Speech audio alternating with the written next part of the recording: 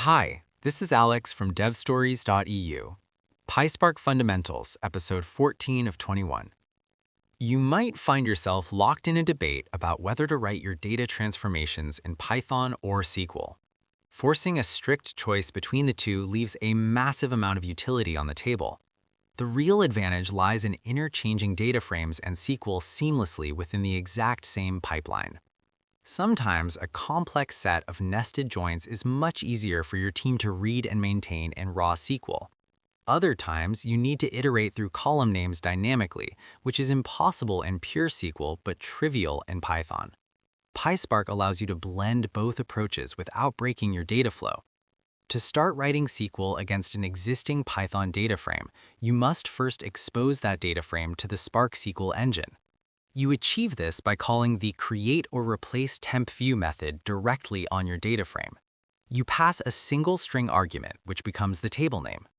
This operation does not move any data. It does not write to disk. It simply registers a temporary pointer in your current Spark session.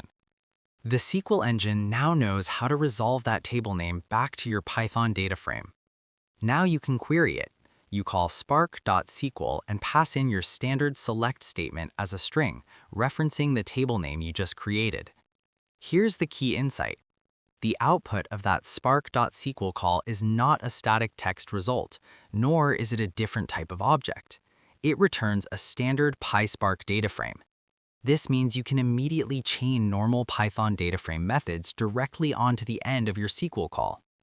You can write a 50-line SQL string to handle a complex window function, close the spark.sql parentheses, and immediately append a .filter or .groupBy method. You transition from Python to SQL and back to Python in a single block of code. If you only need SQL for a specific column calculation, registering a full temporary view is unnecessary. Instead, you use the selectExpr method.